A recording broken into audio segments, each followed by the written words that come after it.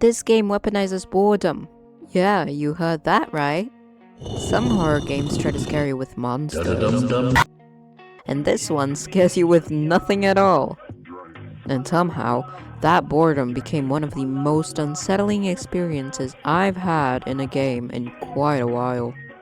By the end of this video, I want to explain why doing the same repetitive task for hours can slowly turn your own brain into the scariest thing in this game. When you think you heard something, but you're not sure. When something moves in your peripheral vision and disappears the second you look at it. The longer you sit in that uncertainty, the less you trust what you saw in the first place. And in those moments, the fear is no longer coming from the game, it's coming from you. That's what makes Voices of the Void such a strange horror experience, because on the surface, it's incredibly boring. It's passing out because you forgot you needed to sleep. It's checking signals and processing data, driving out to satellite dishes to get their hash codes, sending the results only to receive a message telling you that your data was useless. Then you do it again. And again. And again. Hours pass doing the exact same routine, with long stretches where absolutely nothing happens. Which sounds terrible because it's kinda like having a job. Ew. But the strange thing about Voices of the Void is that the world isn't actually empty. Once you start exploring, you begin to notice traces of people pretty much everywhere. Old construction sites that look like someone just stopped working one day and got up and left. Equipment left in the forest. Strange structures scattered across the map. Try saying that fast. Sometimes you even find things at the bottom of a lake. There are all these little reminders that someone was here before you. And that might actually make the silence worse. Because now the question changes. You're not just wondering if something is out there, you're wondering what happened to the people who were here before you. This game quietly reinforces the isolation through its mechanics. You're the only person maintaining this entire facility, and it's quite a big facility, might I add. If a satellite stops working, you have to drive out to it yourself, on an ATV that doesn't like you. That thing has a kink for flipping over, I swear to God! Sometimes that means traveling for several minutes through an empty forest just to do some math and reset a machine. So, sorry first graders, you can't play this game. Nor can I, cause I don't know basic math. The tasks you receive daily themselves aren't difficult. But the longer you spend doing them, the more the silence starts to settle in. And once the silence becomes normal, every unusual sound feels wrong. The boredom isn't a flaw, it's the entire point. Because the moment nothing happens, your brain starts filling in the gaps. Humans are incredibly good at finding patterns, even when there aren't any. It's actually called pareidolia. You can try it yourself. You look at a cloud and see shapes. You look at random textures and see faces. Our brains are built to prefer false alarms over missed danger. If you heard something moving in the bushes, it was safer to assume it was a predator and be wrong than assume it was nothing and get eaten. Voices of the Void actively capitalizes on that. Most of the game is spent analyzing radio signals from space. You process strange frequencies and listen to fragments of distorted audio coming from somewhere far beyond the planet you're standing on. Most of the time, these signals are just noise. Static. But sometimes, buried inside that noise, you might hear something that sounds kinda like a voice.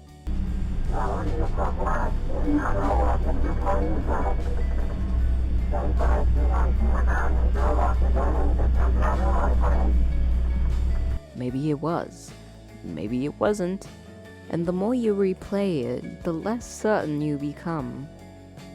You listen to it again and again, trying to figure out if there's actually something being spoken, or if you just really want there to be. And this, to me, is the real horror behind Voices of the Void. Because when the game refuses to confirm anything, you're left with two possibilities. Either something really is out there, or your brain is trying to convince you that there is. And the terrifying part is that you can't fully trust either answer. A jump scare ends quickly, your heart races then slows, but when nothing happens, the question stays with you. And after enough time in that silence, the fear factor of this game begins to change. At first, you're afraid that something might be watching you, but eventually you're afraid that nothing is. That the sounds are just that, sounds. The signals you've been capturing are meaningless, and that you've just spent the last 5 hours of your life listening to the voices of the void while being the only intelligence trying to create meaning out of it, while you could be doing something more productive, like, I don't know, cleaning your actual house instead of cleaning this space in this game. Like, seriously, why is it so messy?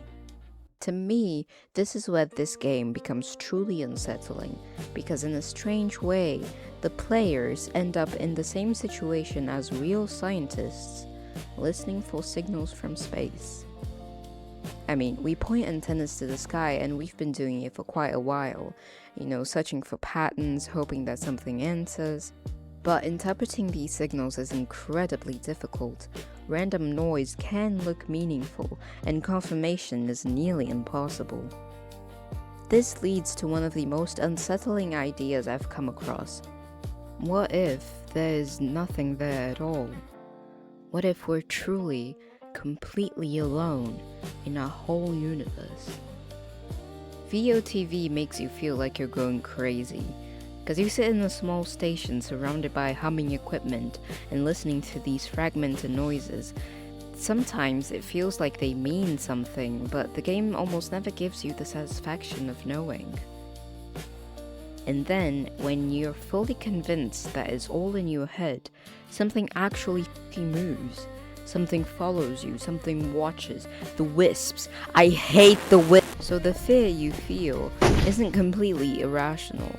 But that's not what makes this powerful. It's powerful because by the time the game shows you that something might be real, your brain has already been doing the work for hours.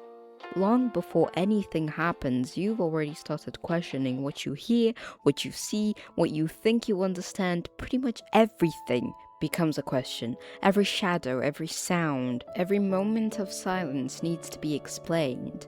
And even when the game finally gives you something real, it doesn't resolve that feeling. It only makes it worse, because now you don't know where the line is anymore. So in real life, as in the game, the scariest possibility isn't that there is something out there, it's that we might spend our entire existence listening to the voices of the void and never hearing anything back. And somehow, this game understands that perfectly. It doesn't need constant scares, it just isolates you, gives you time, and lets your mind do the rest. Because given enough time, your brain becomes something far more unsettling than anything this game or any other game could ever show you. That's why films and other media with monsters that are never seen are much scarier than movies and media with monsters that are shown, even exaggeratedly sometimes. If you guys want, I can make a video on that. In all honesty, the biggest scare I've had was forgetting that you ragdoll if you step off a staircase-sized ledge and flinging myself face first into the gravel. So, yes, I would absolutely recommend this game. Sit back, enjoy the ambiance, enjoy the janky physics, and slowly lose your mind. Because your ATV won't stop flipping! I'm Wyatt Phils, and this was why Voices of the Void feeling boring is genius. If you liked this video, don't forget to like and subscribe. It would help me out a lot, and I'd love to know your thoughts on this game or any other games with similar strange atmospheres. Don't forget to be kind, drink water, have a lovely day, evening, or night, and I'll see you in the next one.